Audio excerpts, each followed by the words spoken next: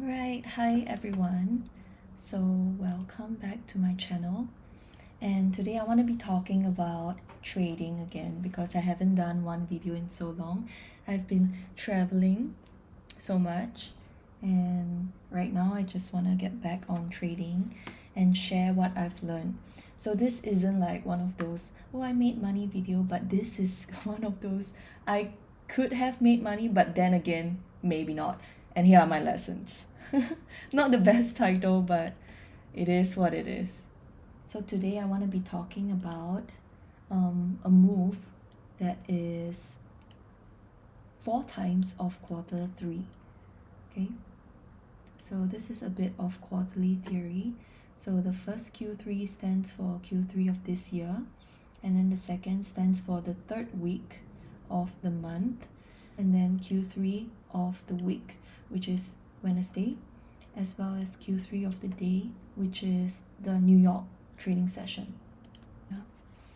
So I just want this to be like a video where I'm just sitting down and talking with you about what I've learned from this market.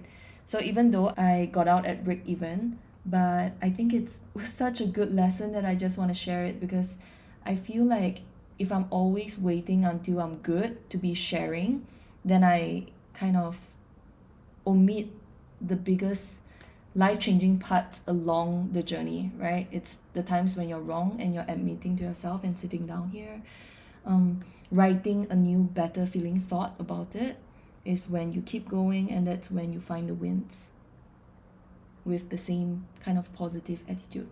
And with that attitude, you actually don't exit out of winning positions too early, and you don't move your stop loss when price is approaching, all of that. It's all trading psychology.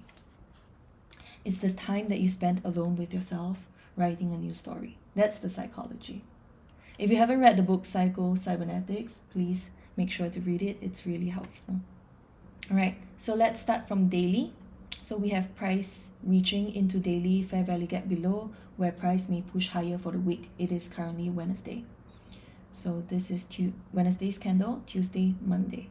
So over here we have a fair value gap that I thought price might be pushing down into before pushing higher into this daily fair value gap, 12 months high, etc. And that is for ES, S&P 500. And then looking over at NASDAQ, the same thing, except this daily fair value gap actually falls within the new week opening gap as well. Okay, so these are all liquidity, like previous day low has the same meaning right now as daily fair value gap, and also the same meaning as the top of new week opening gap. Right, so going down into H1, I was on my iPad, that's why it looks so small, but basically I said here are the nearest liquidity. My bias is higher because it just cut the bottom. Let me see what it means. Cut the bottom. Okay, so I have liquidity, previous day low on both of them, and then the liquidity on top is previous day's high, and over these two highs, right, you see from S&P as well as NQ, we have a little divergence. And then next dollar sign that I've written is where we have another divergence as well as new day opening gap, and this is also previous day's low. Okay, so you are seeing, right, like a lot of all these liquidity zones that ICT give the name, like previous day's high, previous week's high and low, they tend to give this sort of divergence. So what you're betting on in the power of 3, if you watch his latest video, a candlestick is formed using a power of 3, and now you're just catching the trades at the end of the wicks before they reach to the other side. So that is the power of 3. I think if it's too confusing for you right now, just stick with it. So hearing all of these new words from my mouth might not have any sort of emotional attachment to you yet, but the more you study ICT stuff or even my other videos, the more you hear it, the more you will be used to spotting it yourself. So even if you are not getting all of it right now, just relax into it, not chug coffee and like try to stuff everything in. You want to be relaxed when you're trading, when you're learning how to trade, when you're spending this like precious time alone. You want it to be in a state of peace and not rushed. That's why people love craft, and that's why we compare trading to like building a craft, because you're just lost in it. Can you get angry doing crochet? No, right? So you want that feeling, that boring, like but getting it done kind of feeling when you're learning trading. Compare it to crocheting. Okay, so next I have the 15 minutes. I didn't really write anything. Oh. No smaller time frame SSMT, so I wait until there is at this timing. So it was 6:27 p.m. my time, so it's 6:27 a.m. New York, which means there's nothing much. It's lull period. And then showing up at 9:30 a.m. ES has already gone above weekly open, while NQ is not. This is where I should look for higher prices divergence. So I want to look for divergence underneath price so that I can long, take a long into higher prices. I see ES took out Asian low, but NQ have not. So over here, we have price going above true week open, which is taken on Tuesday's open, while NQ have not pushed higher into this true week open. Okay, so you see the low of Asia is over here, while the low of London for NQ is a bit higher, but for ES we have lower lows, which also happen to be at a new day opening gap. So I like seeing price action like this. It's very clean, so there's a nice little divergence already here. Okay, so M15, a good discount area of under true week open into higher prices, which is the Q2 and 3 divergence. Okay, so as I was seeing this, I noticed that ES is already above the new day opening gap, while NQ is hovering below its own representation of new day opening gap. You can see how small it is compared to ES, right? But they both mean like its own PDArrays resistance right now. So this is already above, so I know that NQ is lagging, and therefore I will be looking for a trade in NQ. Alright, so we are now in Q3. Let's see what magic happened. So this was taken at 9:51. I was waiting for 9:50 to 10:10 macro over here. So we have price starting to move higher, and then by 9:50 I actually waited. I really wanted to look for entries already, but I waited until the macro timing, and I saw this where price is moving above of new day opening gap. Alright, so today, which is the next day at New York session, I actually should be looking at the live markets now, but I just wanted to simmer in this lesson before taking this new identity onto the charts again, right? I have to make sure I consume my lesson, and if I can't make the time to consume it, I will not show up, because I know that I haven't been updated to my latest version with this mistake or lesson. Okay, so this is what Q3 did. Okay, so what we can see here was the trade that I took after the brackets that was drawn, but which I will go into in a bit, but I just want to highlight to you the 4 Q3s, which I've marked out here, and show you what price did. So we have a really long wick that happened at 10:10, which was the timing that I was looking at, taking out 3 liquidity pools. So yeah, it went above the true week open, then the divergence here, and then into this new week opening gap, and then came back all the way down to take out this divergence and this divergence, and then this fair value gap, which is, a wick is actually a fair value gap as well. So I'm not sure if you guys can see it. Okay, this. So during that 4 times Q3, you see this big spiky move that happened, which tells me that actually if it's so volatile at this timing, I should avoid it in the future, right? So we're going to see, okay, so this is the trade that I took over here. So this is on M5. It was 950 to 1010 macro, and then price only came back down on this 5-minute candle. Yeah, right here. So there was still 4 minutes left in this painting. Okay, so from the moment I entered, this is the M1, right? Price actually went up into 1:1 before dropping down into this new day opening gap again, which was where my entry is. Okay, I left the stop loss underneath the previous divergence over here.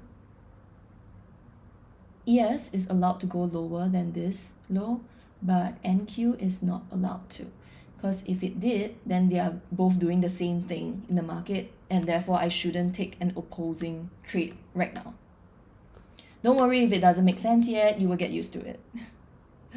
Okay, like this thought process. Or leave questions in the comment section so that I get better at teaching this. Okay, so price actually gave us 1R before coming back down. So let's say if I was to manage this trade just as it is, 1R I would usually already put, you know, my stop loss to break even. But I thought that this trade was way more than just 1R, and I got to give it a bit more space to breathe, and therefore I left my stop loss over here.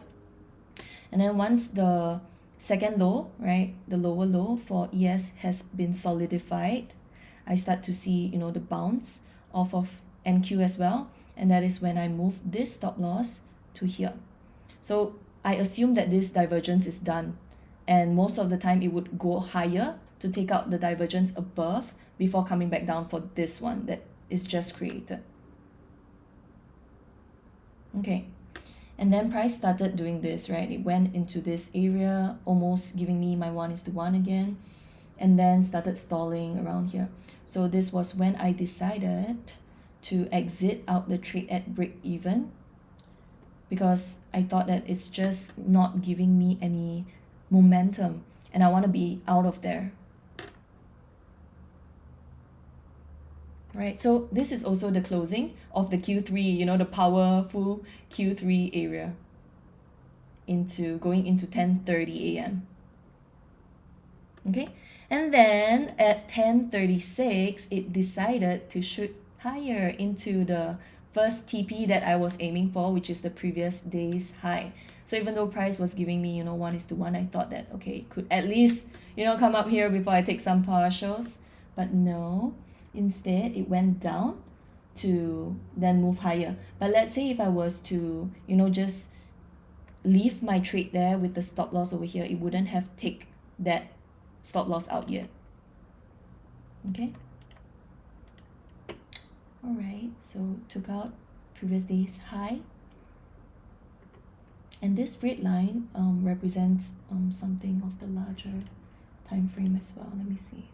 So it's actually from the weekly, which means it's really strong. So let me show you what I picked out. I picked out this entire wick. This entire wick is a big fair value gap when it comes to the weekly time frame. So the 50% of it is also pretty sensitive. So you see how exactly price actually closed at that midpoint for this entire day's candle. I want to show you how powerful it is, the relation between weekly time frame and the H4. You can see that for this line that I marked out, what a big reaction it gave going down after. I'm gonna cry, ha ha ha. So this is why a journal is so helpful. You're just talking to yourself. I know how lonely trading is, but you are in front of your world, you know, like this avatar right now is you, and it reflects on every relationship you're going to have outside of this filter. So you're always with yourself, right? So talk to yourself. I'm gonna cry. 2.7x, and I'm not in. This number has been showing up so frequently. I'm spotting patterns, okay? So next, I'm not just spotting patterns in the markets, but I'm also spotting patterns in my life. I question everything. I guess trading is really good for people with like a restless mind. All right, so at 10:46, I'm still watching, I'm not pressing any buttons, I'm not being FOMO, I'm just learning. I want to know how much price wants to give, right? It continue pushing up into the 1990s. Yeah, how nice. So pretty. And this is already into the the last quarter of the New York AM session. So over here is when the reversal happens. Yeah, so here it says, not a good market to be trading in, I guess. Took out previous day's high divergence and gave a big drop without opportunity to short, right? So at 10:56, market came all the way down into, my previous liquidity area, which is my stop loss. So you see, the moment you enter a trade, you are already in position to be someone else's liquidity, right? While I'm here riding, trying to get to someone else's stop loss, I am also vulnerable, right? So what I mean by it didn't give an opportunity to short is I see no obvious divergence between these two. We have a high and then a low, and then we have a high and a low. So nothing obvious, and even when it start pushing down, it did not give a big, this is a 1 minute time frame. It didn't even give 1 single minute of retracement for anyone to be entering in. So I deem it as a bad market to be in, instead of I'm a bad trader, I can't find a single entry. I'm like, I protected myself. I got out at break even when I could have been someone else's dinner. All right. Right, so the chart above show that we would get at least 1:2x on that entry. Then price would have stopped me out without going for the swing high as intended as full TP. So the full TP is up here, the swing high, which would have, dragged this trade into 1:5, which is why I didn't want to take anything out at 1:1. If not, the profits are just so little. I'm trying to aim for at least more than 1 to 2 R. 1:2 is good enough. So always make sure to anticipate. Okay, so this is the news. For Wednesday, we have FOMC meeting on the PM session. That's why I was trading the AM. And then when it starts stalling, I'm like, okay, maybe they're just saving for the news later and I should exit now, which honestly paid me, right? I got to save my capital. And this is what we want. We want capital preservation.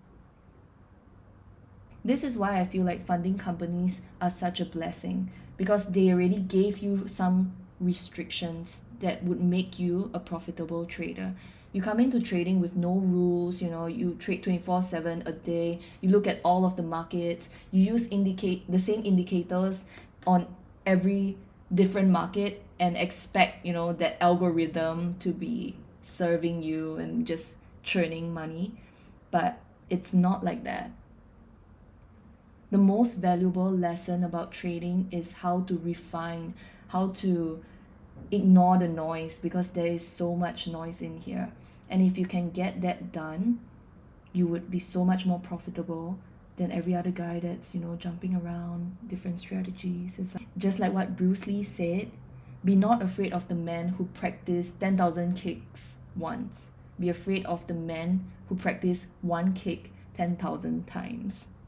But also make sure, your kick is like ICT, because that really helps. Okay, so moving on, I've learned my lesson, and I've also learned that the Q3 gave us such a big move. So maybe in the future I might skip, trading this market, because in other times, price might just give this push higher into swing high just like that. But if this time zone, you know, is where the werewolves come out and everybody start acting weird. And I'm a pattern spotter, okay? You can't just limit me to the markets when this type of thinking have already served me so many times, right? So you might still be skeptical, but trust me, I've used my instincts for so long that next time during this Q3 to the power of 4, I would sit back and watch a few more times before I consider trading. So in this case, I'm even removing myself from the market before any form of like news. Okay? And I think that is refinement, you know, to show up to the charts only 2 to 3 days a week and only for like 3 to 4 hours every day. Yeah. From the beginning when I joined, you know, from the beginning when I started to learn trading, I really just wanted my time back. And I don't care if I could be making so much more money. I really enjoy the thinking out of trading, right? The books that I get to read more now, the gym that I get to attend more of, you know, this relationship I have with myself, which then translate into the market. I feel like I should spend more time building that relationship, and then this, you know, 2-3 hours will take care of itself, than spending 40 hours here trying to unlock every limiting belief without moving the body, you know, without exploring other ideas, without having conversations with authors in your mind. Yeah. All right. So this trading little video just turned into my spiritual rant session. I hope you guys are enjoying it. This is what I really want to bring into the trading world. A bit of a feminine and like woo-woo, some of you might call it, but some of you who listen that can resonate would find this way more fulfilling, find this conversation way more helpful for your own conversation with yourself when you're looking at the markets. And that's all I'm trying to put out. Just good vibes on something as heavy as trading.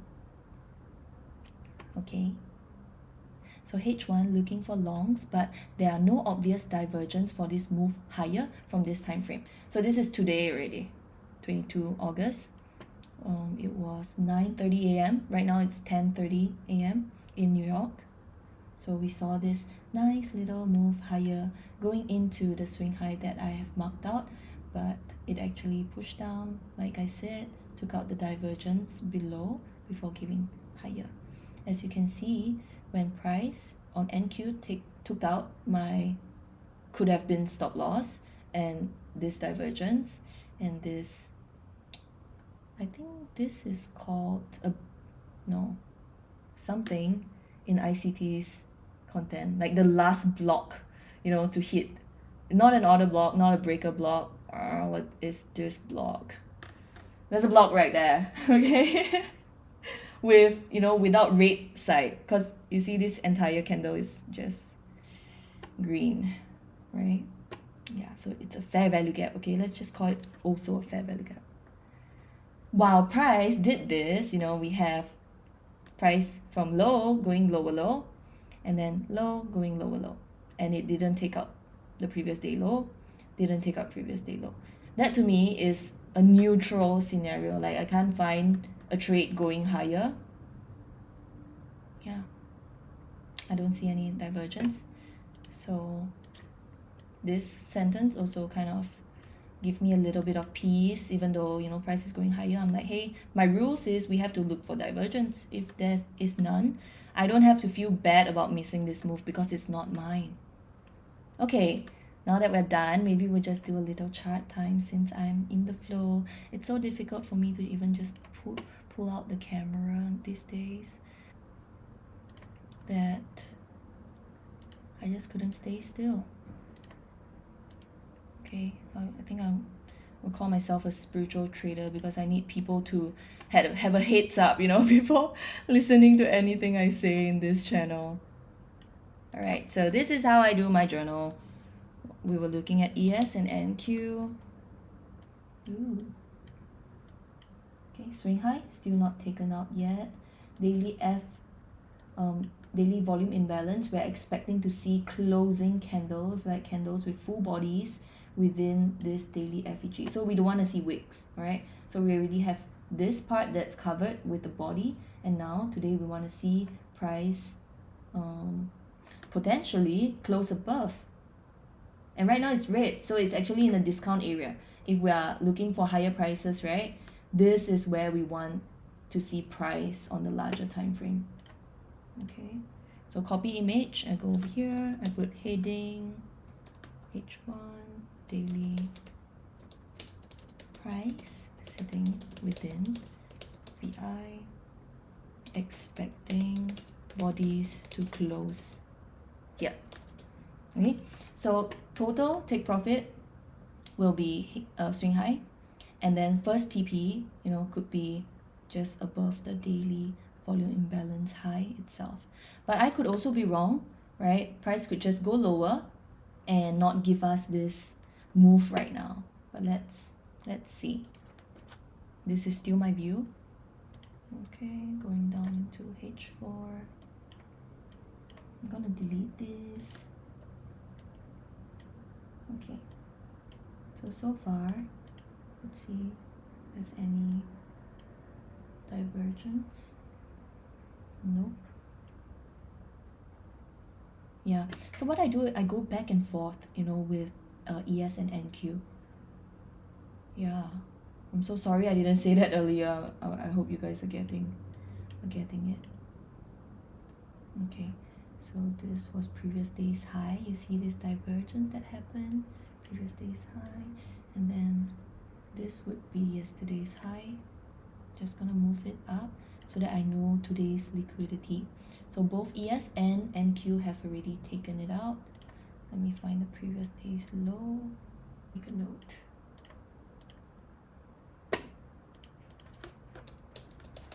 So ES and NQ are both taken out previous day high. Okay, NQ is at true week open. So if I'm comparing these two, right, this is the true week open, the purple line over here. ES is above it, while NQ just tapped on it in the last 4 hours. So this is the 4-hour candle that is still forming. It has 3 hours and 21 minutes more to go. So you could safely say that from opening all the way to right now, price have already moved this much. All right. So New York session, really powerful today. Okay, moving on to H1. I'm gonna delete this entry point as well now that I've studied it. Ooh, let's see. Oh, okay. So we have ES tapping on daily, bearish fair value gap, and NQ tapping on new week opening gap before going lower. Okay, so there's no divergence, but let's see on the smaller time frame. ES and NQ reversing. Both taken out London low. So you can see from here, this is the low of London. Low of London have been taken out. So that's also liquidity. So M15 is next. So usually I take a bit longer with this analysis, but because we just went through the entire of yesterday's journal, sometimes I don't read everything when there's no deep lessons like this, because I feel like that was a really good lesson. It's like, oh, I should have went in. Oh no, I shouldn't have. Oh, I should have. No, I should have preserved my capital, and I did, and I made peace with that. I'm so happy that I did. It's not every day that it's this intense. Okay, so M15, we have lower, lower, lower. Price is now inside the daily volume imbalance. Just tapped on the true week open within the last 15 minutes. Okay, let's see fair value gap. This is M15 fair value gap. Look at how perfect it sits within the daily bullish volume imbalance. M15, this is bearish fair value gap. And then I'm going to highlight this one as well.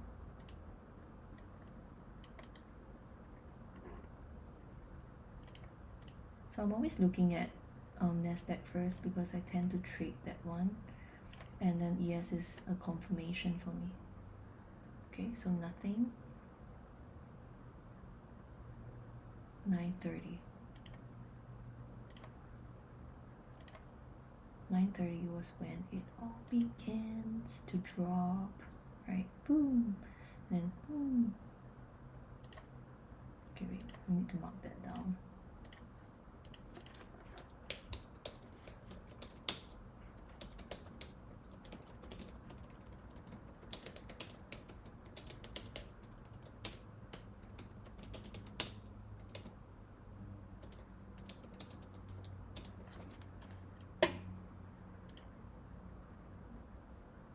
Okay, so here we have our divergence.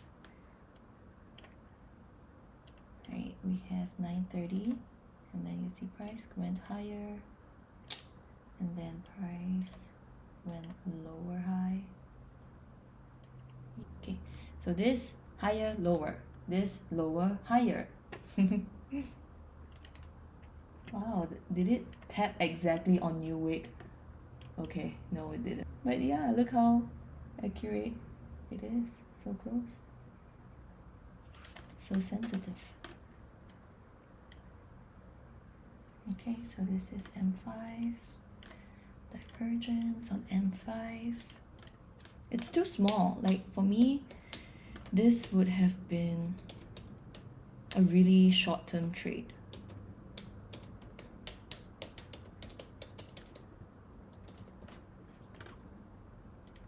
But when would I enter? Now I have to find out. Okay, like I have to wait for this to form already, and then next candle, nope, there's no entry here, probably in M1. Oh, there, we have this bounce back. These 3 candles would have been a good short, but I wouldn't be in it unless I'm feeling frisky that day, and I've been trying my best to not feel frisky anymore, so I'll just take it as there's no trade for me so far.